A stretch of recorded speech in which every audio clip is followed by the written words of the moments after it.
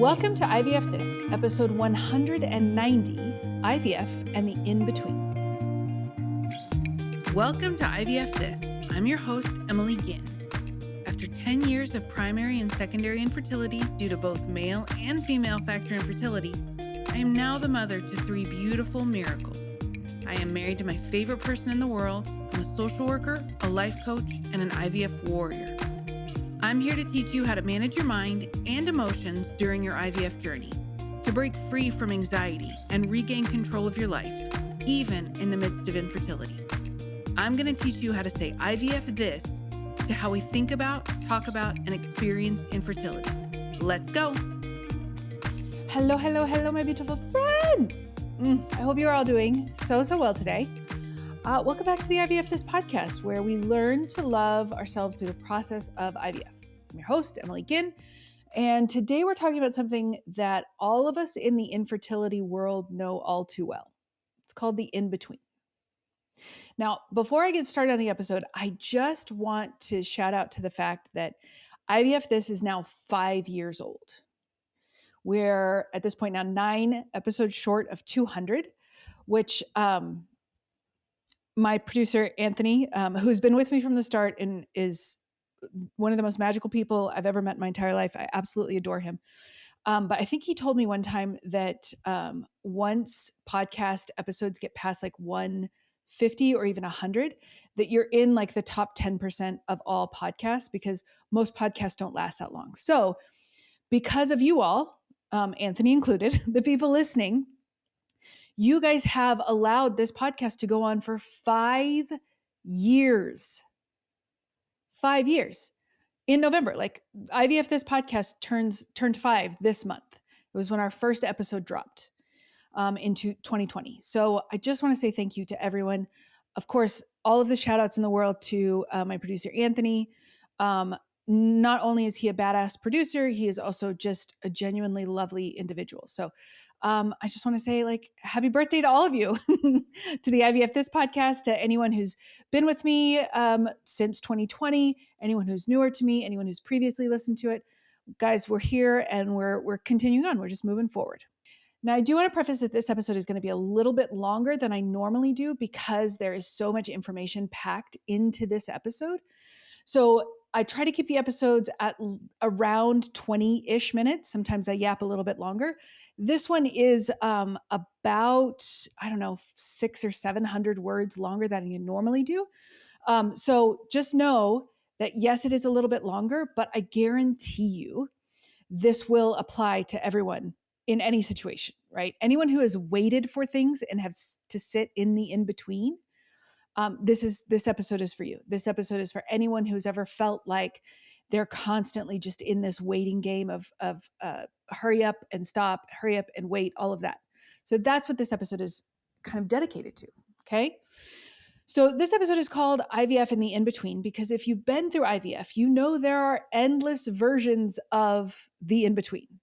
Waiting for your next doctor's appointment, waiting for your next retrieval, waiting for results, waiting for your doctor's call, waiting for the money, the plan, the next step, the right time. All of that is waiting.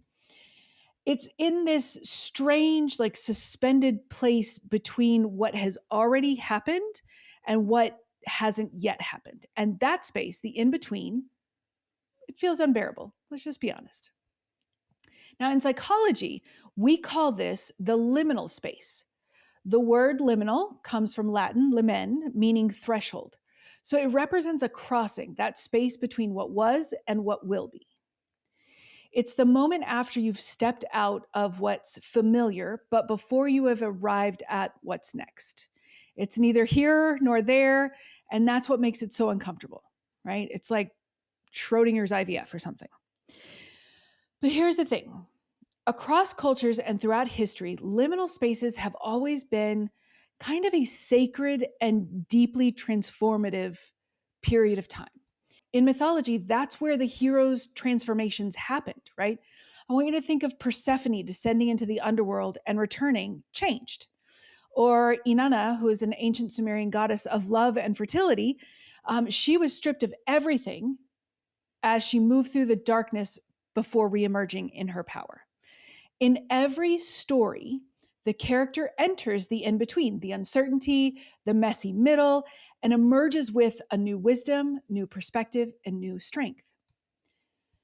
The liminal space, and I really want you to hear me, the liminal space is not a punishment, it is a passage. And while tempting it is to want to skip over it, to rush through the waiting, to fast forward to the outcome, the in between is often the most meaningful part of our transformations.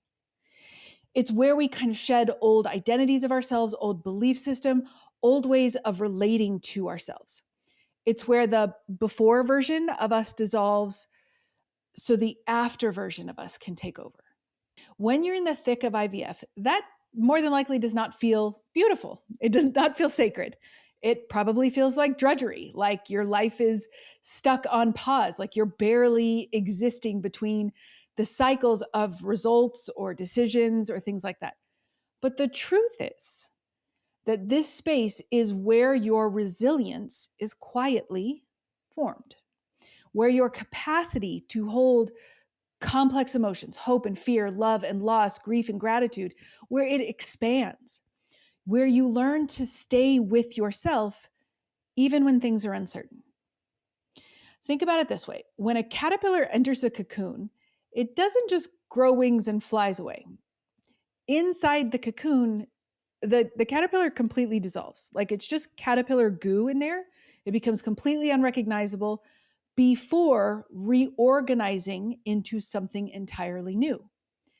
That's what the liminal space is. It's not stasis, it's metamorphosis. So when we talk about the in between in IVF, those endless stretches of waiting, it's easy to see it as time wasted, but it's not. It's the cocoon. It's the bridge between where you were and who you are becoming. And the goal isn't to fall in love with the liminal space or pretend that it feels great. You know, that's not my jam. The goal is to stop fighting it so fiercely, to see it for what it is, a natural, inevitable, and potentially even sacred part of every process of becoming. Because what if the in between wasn't a detour? What if it's the actual path? Our brains crave certainty. You've heard me talk about this a million times on this podcast. Predictability in our brain equals safety. When we can anticipate what's next, our nervous system kind of can relax, right? But uncertainty, not knowing when, if, or how something will happen, fully activates the limbic system, the part of our brain that scans for threats. So when our brain doesn't have enough information, it fills in the gaps with possibilities, most often negative ones, like let's be honest. That's why the in between can feel so anxiety producing. Your body is flooded with cortisol and adrenaline, preparing you for a danger that may not even exist. That's why people often say, I can handle bad news better than no news, because our brain would rather have something concrete, even if it's painful, than be trapped in ambiguity. Uncertainty keeps our nervous system in a constant state of vigilance, waiting, scanning, preparing for impact. Now, from an emotional standpoint, the in between challenges one of the deepest human needs, which is agency, the sense that our choices have an impact in our outcomes, right? In IVF, so much is taken away. You could do everything, quote unquote, right, follow every instruction, and still have no guarantee of success. The lack of agency is deeply, deeply unsettling, especially for those of us who've built our lives around hard work and determination and just like pushing through for a resolution. You can't hustle your way through a waiting period. You can't outwork your biology. And that powerlessness very often feels like grief. You might grieve your old sense of self, the one who could make plans and trust that they would unfold in at least a very similar way that you had imagined. You might grieve the loss of lightness or hope or faith in your body. The in between often brings those emotions to the surface, not because you're doing something wrong, but because this space asks for surrender. And surrender is one of the hardest emotional skills that we can learn. What we often do in response is to try to earn our way out of discomfort. We research, we plan, we organize, we change supplements, we tweak diets, we analyze every single system, all in the name of feeling productive. And sometimes that helps, right? A sense of agency can feel soothing, but often it's a way of avoiding the stillness that the in between demands. Because of that stillness, you are face to face with uncertainty. So I want to gently remind you, rest and recovery is still progress. Integration, right? That's what we don't want to like relive our trauma. We don't want to relive our grief. We want to integrate it, right? Integration happens in stillness. And you don't have to constantly earn your peace. You can rest without proving your worth. You can pause without falling behind, and you can take a breath without losing your place in line. Now, here's something that I think often gets lost in the infertility community. The in between may be uncomfortable, but it does not preclude the possibility of joy. Just because you're waiting does not mean you have to stop living. You are allowed to make plans. You are allowed to take a trip, laugh until your stomach hurts, buy the concert tickets, eat the dessert, paint your kitchen a new color, buy your perfume that you've had your eyes on for 2 years and just didn't want to add extra scents or whatever, right? You are allowed to feel excitement about something other than fertility. Sometimes joy feels complicated when you're in the middle of uncertainty, right? It's almost like you're betraying your struggle by allowing yourself to feel good. But joy does not erase your pain. It coexists with it. It doesn't mean you don't care. It means you're remembering that you are still a whole human being, not just a person waiting for a pregnancy. And in fact, allowing yourself to feel moments of connection, creativity, and pleasure, even in small microdoses, helps regulate your nervous system. It reminds your body that safety and joy are still available to you, even in the in between. When you're living in the in between, one of the most grounding things that you can do is separate what's within your control from what's not. So here's what you cannot control: the outcome of your cycle, how your body responds to medication, how long the waiting will take, what other people do or say, the decisions of your doctor, your lab, or your insurance company. But good news, here's what you can control: how you speak to yourself in the waiting, how you care for your body and your emotional needs, the boundaries you set with the people who maybe don't understand, the activities you choose to fill your time, the thoughts you practice, the ones that help you breathe a little easier instead of spiraling deeper. You don't have to love the in between, but you can choose to meet it with softness instead of self-criticism. Okay? Here are some thoughts that you might practice while you're in the liminal space, the in between. Not because they ease discomfort, right? I feel like I have to make this so understood. The goal is to not eliminate your pain. It's not to eliminate discomfort.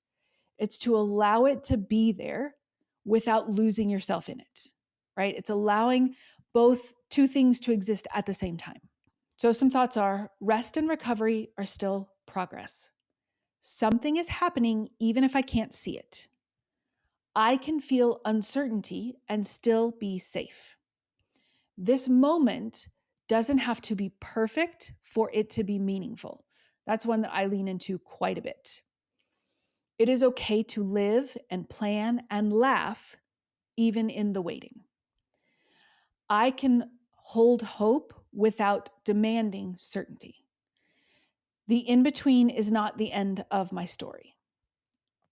My worth is not dependent on progress.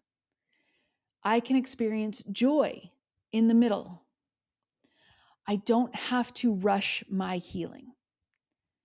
Uncertainty does not mean danger. I am allowed to be both hopeful and scared. I am safe in this moment. This space is uncomfortable, but I can choose compassion.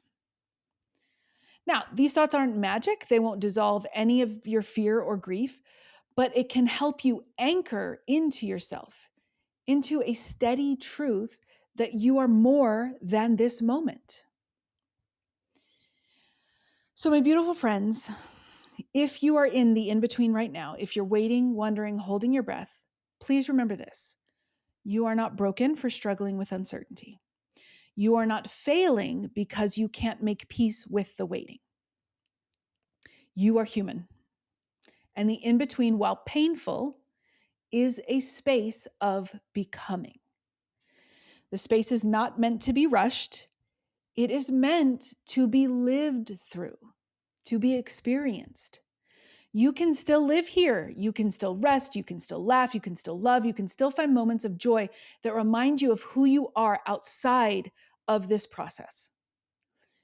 So take a deep breath, put your hand on your chest, and remind yourself, I am in the in-between, and that's okay. I am safe. I am becoming. So thank you, my beautiful friends, for sharing this space with me today. It was actually a little bit shorter than I expected. Woo! I love it when I underpromise and overdeliver. That feels so good. But thank you very much for sharing the space with me today. If this episode spoke to you, please share it with someone else who might be living their own in-between right now. And remember, you are not alone. You are loved. You are enough. You're doing it beautifully, even if it doesn't feel that way. So until next time, be kind to yourself, and I'll talk to you soon. Bye-bye. Thank you for listening to this week's episode of IVF This. If you like what you've heard, click subscribe and follow to make sure you don't miss an episode. And if you want to learn more, head over to www.ivfthiscoaching.com to learn how to work together.